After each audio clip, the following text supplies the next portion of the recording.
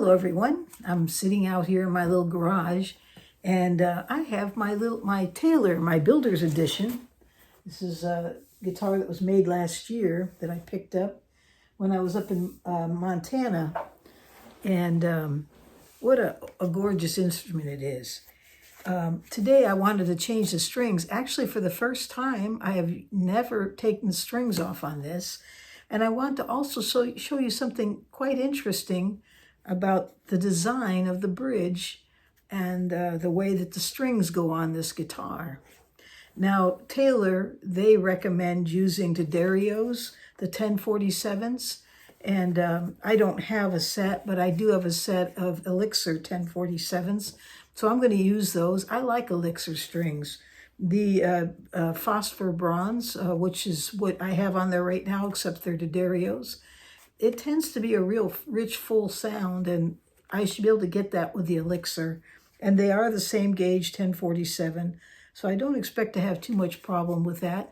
Some people claim that the Elixirs might be a little more difficult action. I've never noticed that, but we'll find out when I put these on. So we'll see what happens with that. So I'm going to be changing those out. I considered changing out the pins on the Taylor. I don't think I'm going to do it, and I'll explain as we move along. But I've got to move this phone closer so that you can see it. And actually, let's change the strings on this 12 string. Now, here's the thing, is this is a totally different string change than you'll ever see because of the way the design is on this guitar. It's totally different. I don't want to spoil it. I want to show it to you and let you see if you recognize it right away when you see it. It's a surprise. All right, so let's turn this off, get this phone in place where I can pick up what's going on the guitar, and let's change the strings for the first time on this Builder's Edition Taylor. All right. Okay, so you should be able to see this right now. Let me take a look and see how good that looks. I'll try to move it a little bit closer. But what you're looking at is the Builder's Edition 652 CE, made last year, and this is made in California. It is a beautiful instrument, and it's got flame maple back and sides, beautiful beveling on it, just a gorgeous instrument. I think it sounds awesome. But here's the thing, take a look at this bridge. I'm going to move this over even a little more so you can see it. All right, there we go. So what do you notice about, remember, this is a 12-string guitar. Take a close look at it. I'm sure by now you're seeing it, that there's only 6 pins and it's a 12-string guitar, right? And so Taylor has a guitar here where the strings are 2 at a time under the pegs. I've heard that the reason why they did this was for the sake of the pickup that they have in there. That was one explanation. Some people feel that it's easier to change the strings this way. I also heard that this was first developed by Alvarez years ago, but they abandoned the design. And I also heard that Rickenbacker uses a design like this. So it's quite interesting. Someone made a comment on one of my videos and stated that they thought it would be a nightmare to change these strings. And so I'm not sure. I've never changed them before. I have loosened those strings up on the low E, so you'll notice that it's loose right now. And I did take out the pin so I could take a closer look at it. Let me take it out here and show it to you. Okay, this is loose right now. We're just going to pull that pin out. And so it basically, that string is sitting in there, and it's no different. There we go. Then, you know, how you'd see a regular string in a pinhole, except there's 2 of them side by side.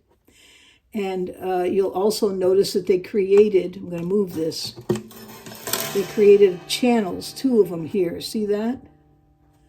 So there's 2 channels in there. And so I think this could get a little messy if you're not organized.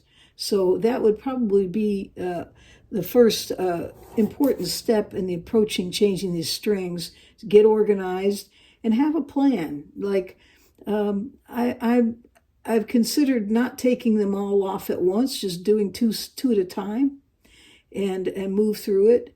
But I think I am going to take them all off, and the reason why is because I'd like to clean the guitar and clean the fingerboard, seeing that nothing's ever been done. So I'd like to be able to do that. And just kind of check things out. It's just never been done, and this is a brand new guitar that I've had for, well, it's been since summertime of last year. So let's get started with this. Let's take the strings off, and then we're going to lay out this set of 12 strings that I have from Elixir, and I'll set it up so that it'll be organized.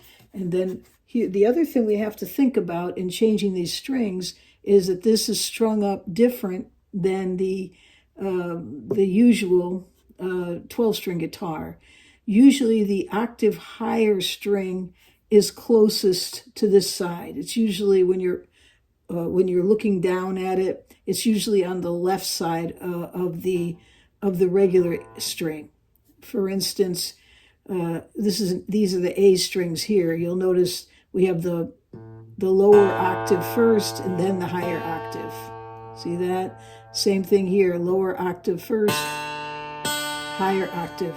And usually with a guitar, regular 12-string guitar, that's the other way around. So this is reversed in how they actually set this up as well. So it's two very unusual things. 2 strings at a time, reverse setup. Very interesting. And you'll also see here the pickup sensors. These are there so that you can actually adjust the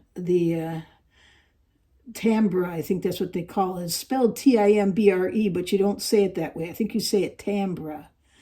It's a French word, but in any case, so that you can adjust the actual sound of the pickup, or the just how sensitive or how much it'll give out. You can do that by these pressure sensors here. I'm going to leave them alone. They're factory set. I find no reason to make a change because I like what I hear. And I think they have it set up just right. But should anyone ever pull out the saddle and disrupt everything, perhaps that might have to be, or if you're going to change out this saddle, which, by the way, is compensated, and you'll notice that's unusual as well, the way that's set up. And it also has channels for the strings to run through. So I'm hoping my strings, they're the same gauge, so that shouldn't be a problem, not being D'Addarios, being Elixirs. I've also put, this is, all this is like a tack paper. It's not, it's just there to protect the guitar, basically, because when you take the strings off and you set them down, they hit the top. I just don't want anything to mar the top. So I just did it there for sake of protecting the guitar. This stuff comes up. See how easy it comes up? It won't hurt the finish. Okay, so there we go. All right. So let me set this back, and I'm going to set this up so you can watch. I'll probably do a lot of fast forwarding, so you don't have to go through the painful part of it. But the big question I have is, will it be a pain to change these strings? And I am going to approach it by taking all the strings off at once and then organizing my strings and putting them on 2 at a time, just like they're set up. And we'll see what happens and see if it's a nightmare or if it's easy to do. My sense is it won't be any different than changing a 12-string. They're always a pain. All right, let's give it a try. I'm going to take these strings off, and I got that one caught. I'll lift this up. Okay.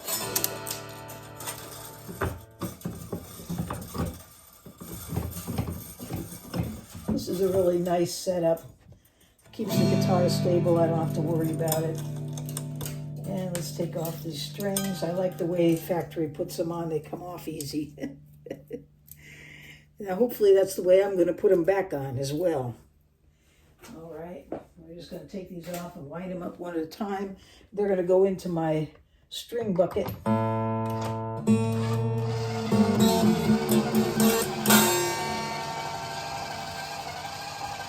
we'll just go around and undo this.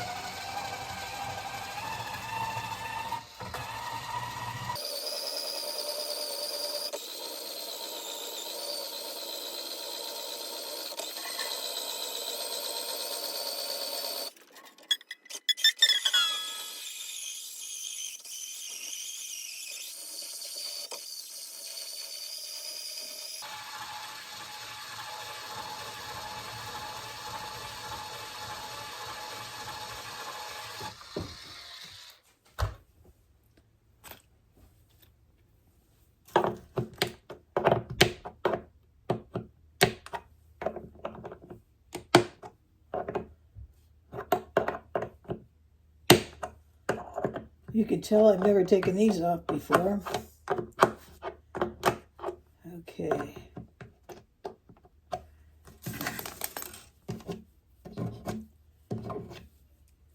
And we're going to set these down where we don't lose them. Right here in the ring. There we go. And let's take these out.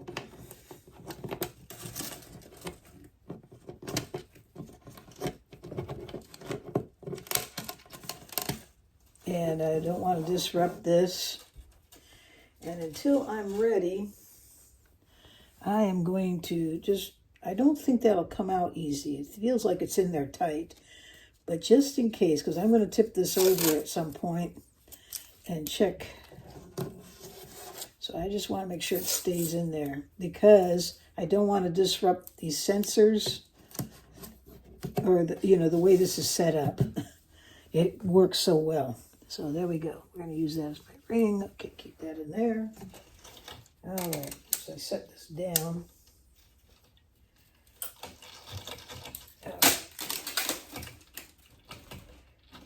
Okay, there we go. I hate it when the ends of these things poke you. Especially on these thinner strings. Lower gauge here. There we go. There we go. There we go. Perfect. And we'll wind these up. And they'll go in my string bucket. And I will dispose of them correctly so that our birds don't get them.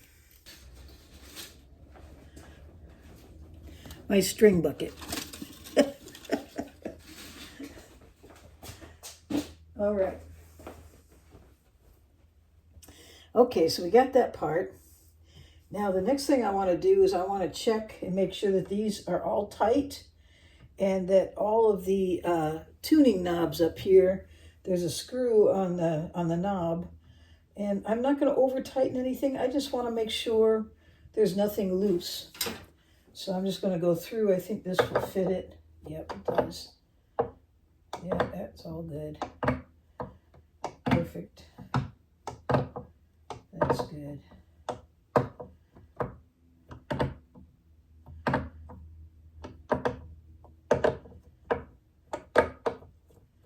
Okay, and this little tool here, you'll notice, is plastic, but it's real handy, and it's put out by Music Nomad. And I'm going to put the link down below. You might be interested in it. You can see it's got a number of hex keys here that you can use for jacks and what have you. And then you've got, obviously, just a two-sided screwdriver. And I'm going to use that down here on these ends and make sure that there's nothing loose. And these are loose. What do you know? I don't want to tighten them too much, though. I just don't want them loose where they'll come free or rattle. These are really nice tuners, by the way. You can tell they're high quality the way they're made. There we go. That looks good. That's good. And again, I'm not overdoing it. I'm just giving it a little bit so that they're... There we go. And everything still turns easy. Yeah, there we go. Good. You just test it. Yep, everything's fine. Okay, so we tightened those a little bit. Now, I just want to clean this fingerboard off. I'm not going to put any fret conditioner on here, or fingerboard conditioner. I'm just going to clean it off. So I'm just going to use just a regular, you know, even just a little bit of water and just go over it's fine, but I'm going to go ahead and use some of this. It works good. And let me just get a towel here.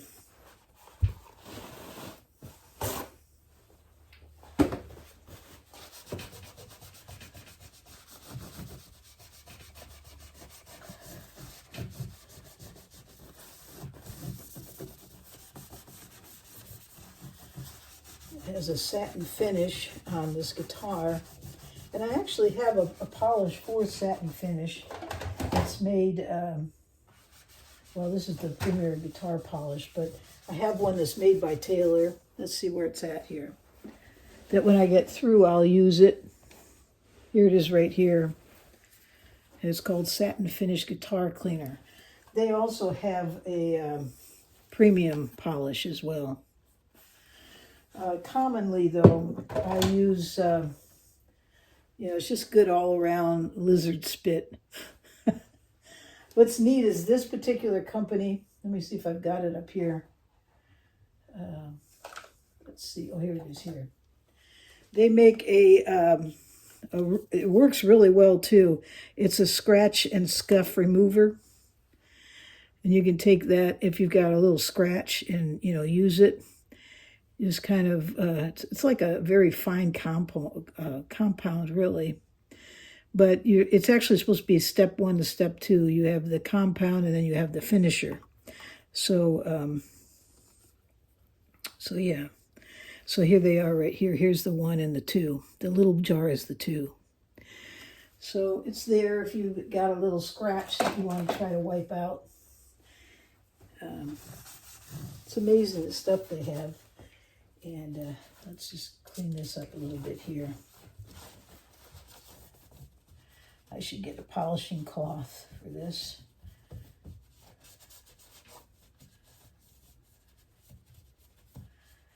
That works fine. Let me see if I got one down here.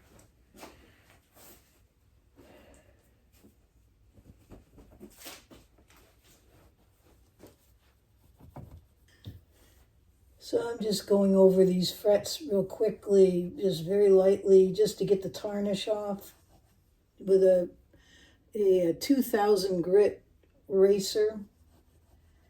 And that's just, I'm not touching the fretboard at all. I'm just getting at the curve. This is kind of, you know, curved to here, so I can just erase off the tarnish on these. And it just makes it look nice. There we go. And I do have fretboard conditioner from Taylor, but I'm not going to put it on here. This looks really nice.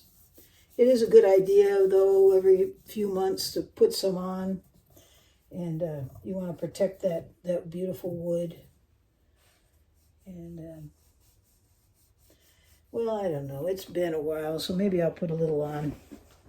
Okay, so it says just to shake it, put a little bit on a soft cloth, which I'm going to use one of these wiping cloths here. And I'll use this side. And then just wipe it onto the fretboard. So I'm going to do that. Just go over it. There we go. And then we'll just wipe it off real good.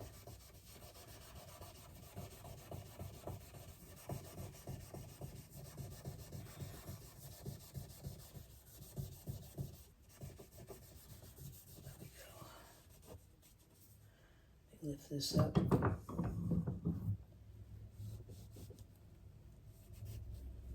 Put a little more on here. Doesn't take much. There we go. Just a little bit more. There.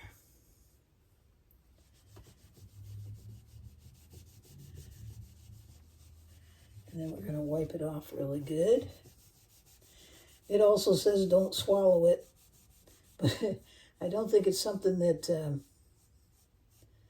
I'm thinking is good to drink. All right, here we go. But if you got kids around, it is a good idea to watch these things that you have, that they don't get into them. We're just gonna get this really good. There we go. There, it looks nice. Beautiful guitar. Okay, just make sure that's wiped off really good, because if there's a lot on there, it gets on your fingers and gets into your strings. So you want to make sure it. And the other thing, when you're putting conditioner on your guitar, make sure the fingerboard is wood. A lot of these guitars that we get nowadays, you don't realize it. You look at it and you think they're beautiful looking fretboards. They look like ebony. And it turns out they're rich light, or there's some kind of a composite. They're not wood at all. So you put this stuff on there and it makes a big mess. I've seen that happen with I think it was an Epiphone. I thought it was an ebony bridge. Fingerboard, and I put it on there. What a mess! I had a hard time getting it cleaned off of there really good, because it just got on your fingers, your strings. It was real shiny looking. It just was a mess. Okay, so we got that done. So I'm going to turn this off and go wash my hands so that I don't get fingerprints all over everything. Okay, so I think it's time to put the strings on. Everything looks good, like I would expect. After all, guitar is new. Okay, so we're going to take this back off. I always lift this carefully, even though it's meant for woods, but still.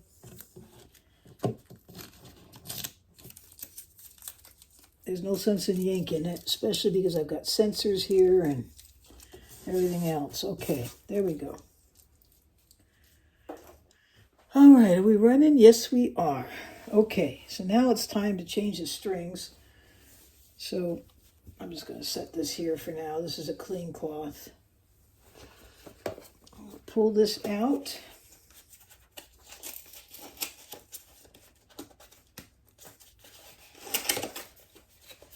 And I'm not going to make you watch absolutely every single string here. But again, this is gauge 1047, similar to what was on the guitar before. And the nice thing about Elixir is, they've got it very well organized. See that? 10 to 10. And so you just lay them out so that you know where everything's going to go.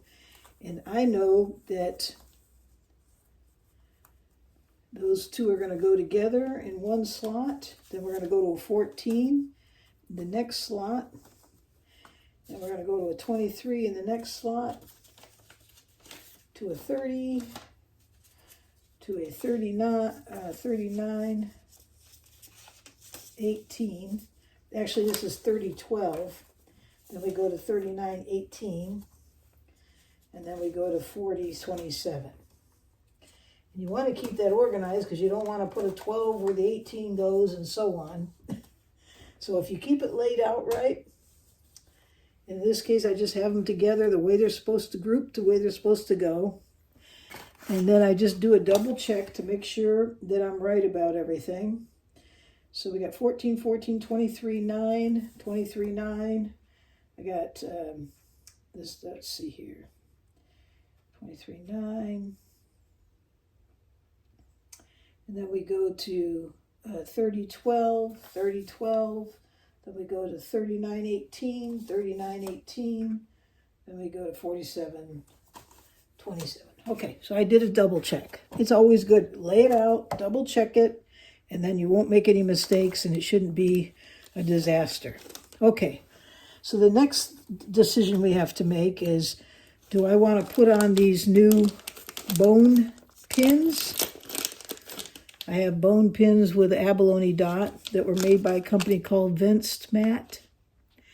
And that's the question, if I want to put this on or if I want to use the pins that came with it, which are made by Taylor. They're ebony.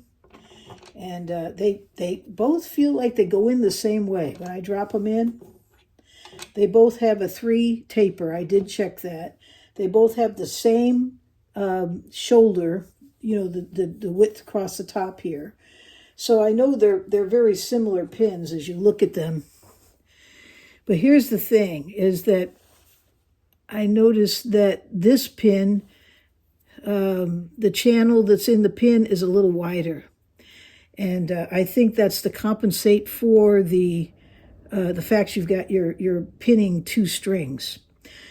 The other consideration is that even though this would fit, it might stand out a bit because it doesn't have that wider channel. But then the other thing is that this is bone, this is wood. I have heard that when you use bone pins, that the pressure is going to transfer to the bridge, and so you're going to wear your bridge out before you wear out your pin. So this pin is wood. It probably has equal wearing that happens. I've heard that plastic, a lot of people like to use plastic, even though there's people that feel that you don't get the sound, the same tones with plastic, which I agree, but that plastic will wear before the bridge does. So it's something to consider. I like to use bone. I think they sound great, look great. I just like it. But I'm not going to do it for this guitar. Taylor has made a pin that's specifically for this bridge, and you can tell by looking at the way they've honed out the channel, and I can't do that on these bones. And I don't think it's a smart move to change it. There's no reason for it. I don't think I'm going to gain anything by it. And I may lose by it. It may be more difficult to pin those 2 strings at a time. So we'll save these bone pins for another guitar. I'm going to put them away. This is pretty good. These would cost about $13, but you have to make sure you have the right taper. You can't just use any old pin on your guitar. It's a good idea to find out the measurements and make sure they match. The other thing is these come with a little lifter tool, which is really nice. I have a number of these around, but I use them all the time. So I'll put those away, so we'll have them for another time. And we're going to use the pins that came with the guitar. Okay, so we're going to start out, and let me move this. And here we go. And let's start by putting in the low side first. We're going to do the 47s and the 12s. And these are reversed. So we're going to do the low end goes in first. Okay, so we're going to pull this out. I'm going to bend right here where the wind is, just bend it just slightly. So, and that's going to set in there. And that's got to be closest to me, and it sets right into that channel. And then I'll take the 27.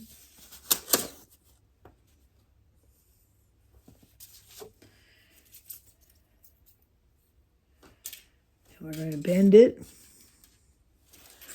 and we're going to set it in here, right next to it, with the ball end. I'm going to face that so that it's straight, so that there's room, because that would be the other thing. You'll notice I have that straight here. I may get my flashlight so you can see it. So I'm just assuming that you want these ends, these ball ends, so that they're down. When they go down, they're running perpendicular side by side so that there's room for them. Okay. All right. So I'm just going to put that in. I mean, it's not difficult to do this. So that one's ready to go. And this one is ready to go. We're going to slide that in. There we go. And it goes right into the channel. So that's easy enough.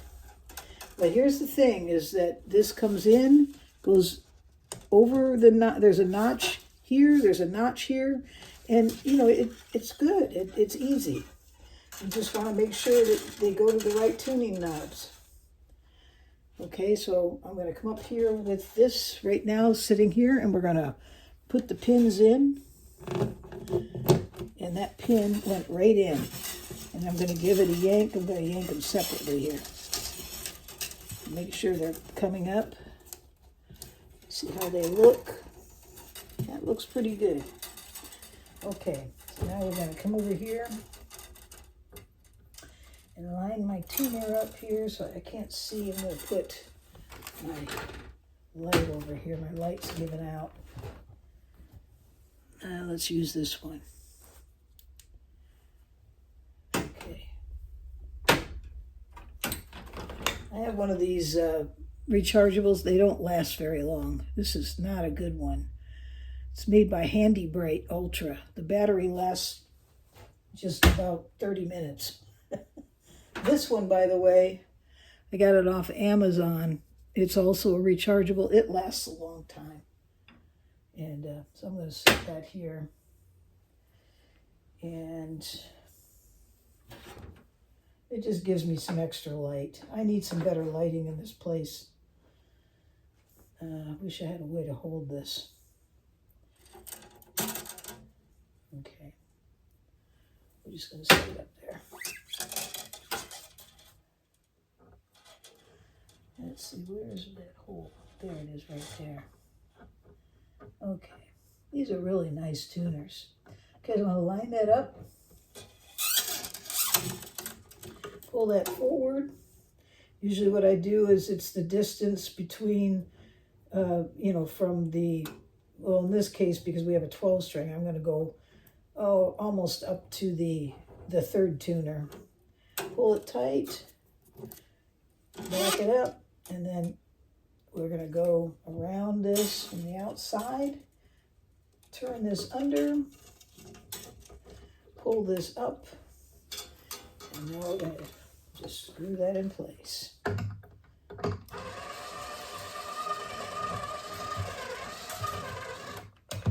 to move that out of the way.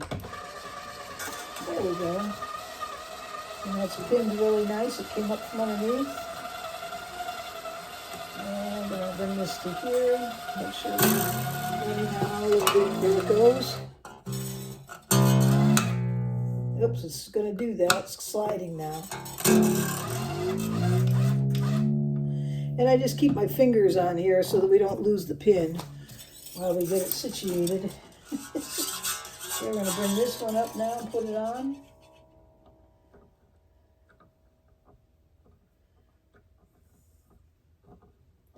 I like this reversed strings so that your thumb hits the low note first. The reason why I like that is that if you're doing finger style, you have more control of these bass notes. Okay, here we go. We do the same thing. Pull it tight, bring it back, go around from the outside.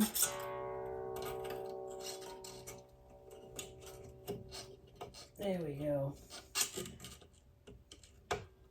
Pull that up. Take my little tuner thing here. Just put it in place. It'd probably be faster to use a winder.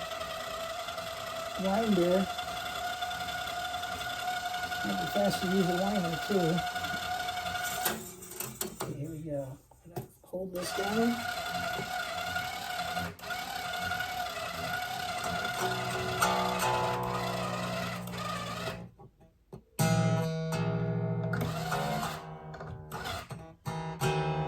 Go. It looks pretty good. The tuner knob is on there good, and side by side running into the right groove here, coming up through the grooves there. This is set here. Everything's clean, and that's it. So now we'll go on to the to the next one. We're going to go to the 39. We'll just work our way over. So those are done. We're going to do the 39/18s next. So I'm going to go ahead and go through all of these, and then I will turn it back on when I get finished. I'm just going to make an observation here as we move along. I'm going on to the third grouping, which is 30/12s. And I noticed that if you don't pay attention, you can tighten your string in place. It could have, here on the saddle, it's got a notch. You want to make sure it's in that notch. So you're putting your strings in side by side, the pin's holding those. It goes through its ridge, goes to the saddle where there's also 2 notches that you have to pay attention to. Make sure that they're riding there as you tighten up your strings. So far everything's looking good. I'm going to show this to you. And it's actually very easy. And you know what? I think it's easier than doing separate strings, be honest with you. I think it, honestly, I do. I think this is a really a good setup. I think it works really well. I'm very pleased with it, and so far it's been super easy. There has not been any complications to it. The pins stay in place. They don't pop out while you're tightening it up. It's not sliding all over the place. And keep in mind, I know I'm not using D'Addarios, I'm using Elixirs, but they're the same gauge. So if they weren't the same gauge, that's a totally different story. That would change the whole game. But these are all the same gauge, and they seem to be going on just fine. I also noticed that Elixir is more expensive than D'Addario strings. D'Addario does have a coated string like Elixir, and some people say they like the action on them better. So I might switch back after these. I don't know. We'll see what happens. But I probably won't change these for quite a while. Anyways, I'm going to keep on going. And it's actually quite simple, I think. It is not that difficult. So let's move along here. We're going to undo this away from the guitar so we don't snap it. Make sure this is up and down. I just bend it right there where the wind stops. Slide that in, put it on the ridge. I could clip those and make it a lot easier, but I'm going to leave it for now. And then we'll go to the next string. We're going to undo this. This is a 12 octave string. And again, it's on the opposite side that you normally would see on a 12 string, because they do reverse strings on these 12 strings. And again, it's unusual, but I like it. I am very happy with it. Okay, here we go.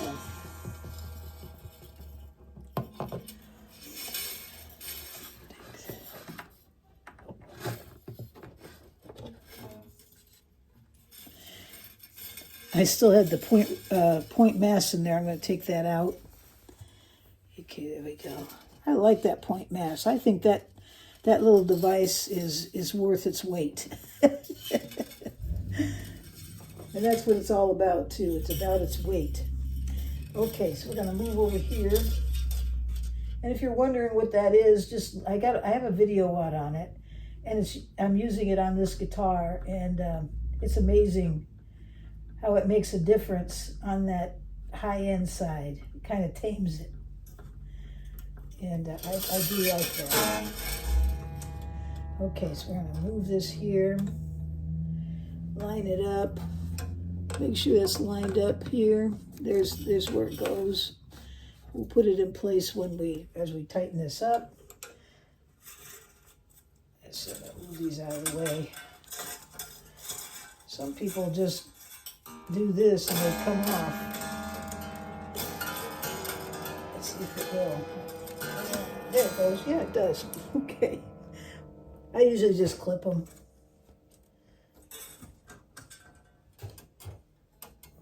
Okay.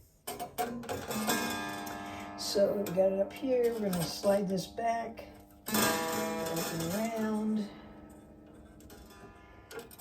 and tighten that up.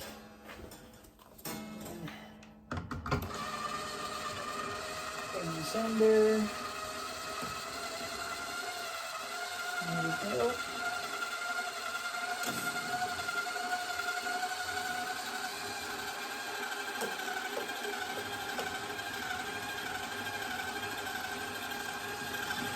Make sure that's right down there.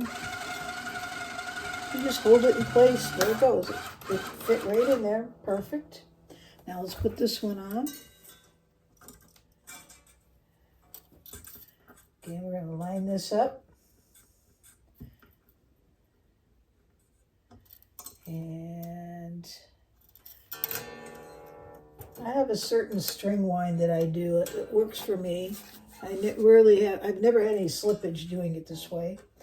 But I just wind it from the outside, bring it underneath this tail, pull this up, bend it into place, and then wind underneath it. And it holds in place. There we go. This is going to come alongside this. And so far, there's no problems. There's no, having to finagle it so that you're winding around other strings. If you stay organized, it'll go on just fine.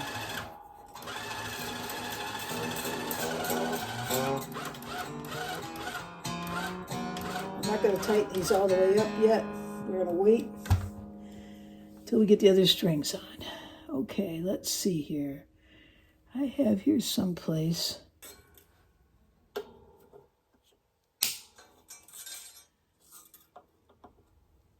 Let's get these out of the way. And we'll save these little ends. I don't like this. I have a better cutter, and it's actually outside. I was working with it.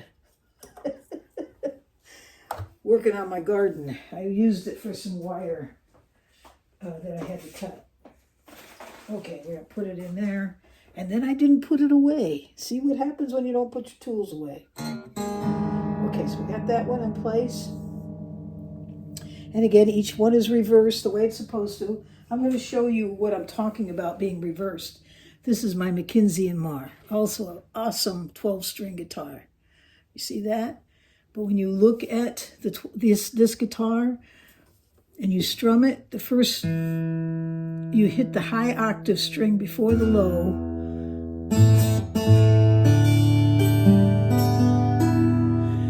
So you're hitting the high octave string before the low on this. On the other hand, this one, you're hitting the low octave string. It's not in tune, obviously, but that is the difference.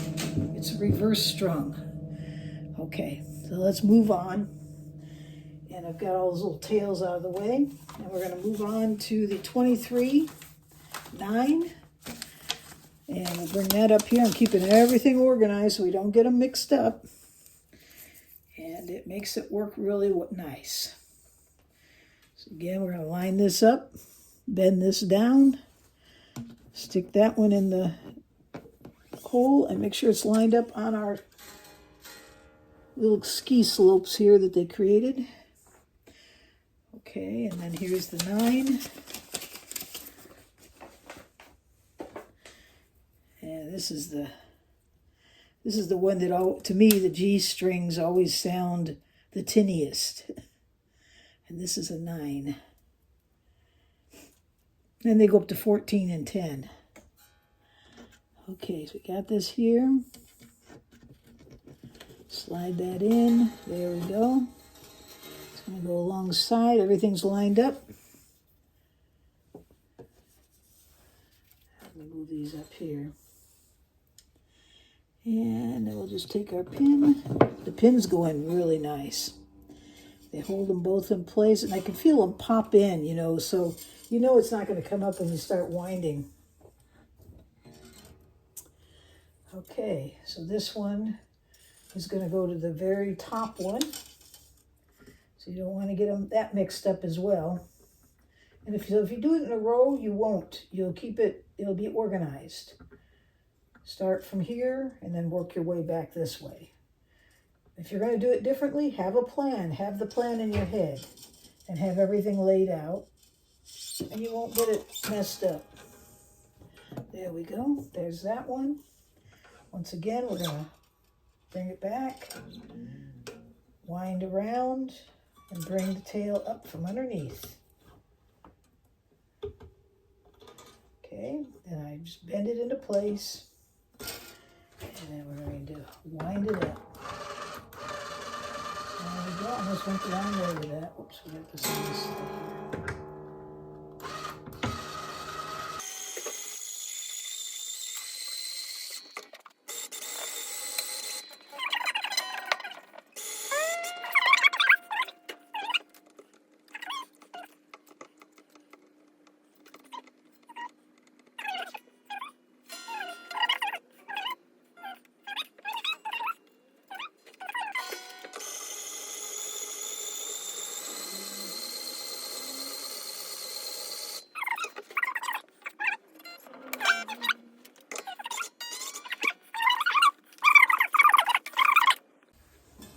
So I'm on the home stretch right now. We're going to go ahead and put the last 2 strings on, the high E strings. These are 10 gauge. Again, I'm making sure they're not crossing, that they're going to go into their little slots here. And I did a little tug on them. And I'm finding that as I move along, that this is getting easier and easier. And I really honestly think that doing it this way, having this duplicated string, I like it. I think it works quite well. And in terms of taking the strings on and off, it's easier.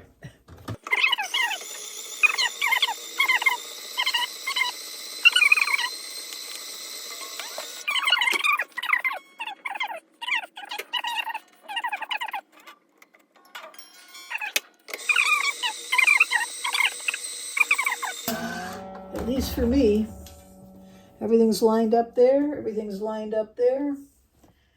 There it is. It's on. Now all I just have to do is tune it up. And they look really good, all lined up next to each other. I'm going to show it to you a little closer. There we go. See that? Okay, so let's get it tuned up and let's listen to it. We're going to hear if this thing sounds good. I think it's great. I'm glad I left those pins in. I think that's an advantage, not to change those out. As much as I do like bone pins, I think there's a rhyme and a reason for why they did it. And they did a good job. Okay, pin, everything is trimmed. And thank you so much for listening in on this. I hope it's helpful to some of you that are thinking about getting a tailor. And in case I forget to tell you, I'm going to be going on a road trip coming up in about a week and a half. Going down south, I want to go to Norman's Rare Guitars, along with a number of other really nice looking stores down there. And so I'll be bringing you with me on video as we play the guitars in these different unusual places. Okay, so be watching for those videos.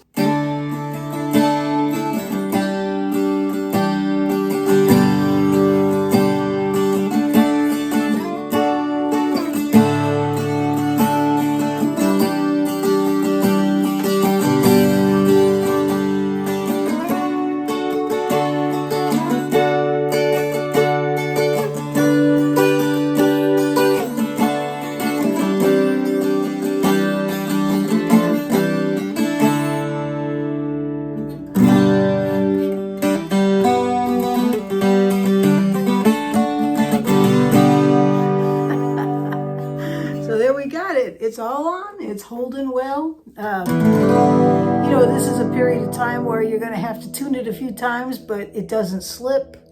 It works really well. It looks great. I like it. I like this design. I think it's awesome. And the guitar sounds awesome.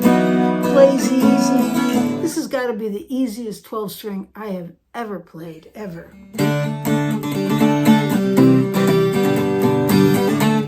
mean, it sounds great. I have it plugged in right now with just some compensation on, nothing major. And basically I've got it hooked up to a little practice amp here, one of these little ones. And I've got it turned down because, man, this thing, it doesn't need to be plugged in right now. But I wanted to make sure everything still worked after I was fiddling around with it. And it does. Nothing's changed. Look at that beautiful back. Beautiful flamed maple. It has a maple neck. It's just really, really nice. And it feels good.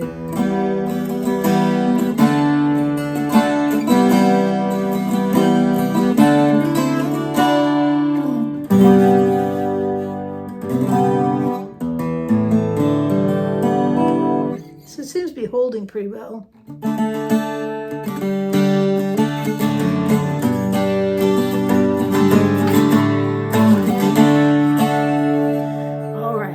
Wanted to show you it does work, and what an awesome guitar. But I thought I'd share it with you today so that you know that if you get a guitar that has double strings under one peg, it works fine. At least this one is the way they've designed it, and all the little valleys that they created to ride those strings are perfect. And just an awesome Taylor guitar. All right. I hope you all have a great day or night wherever you are in this world.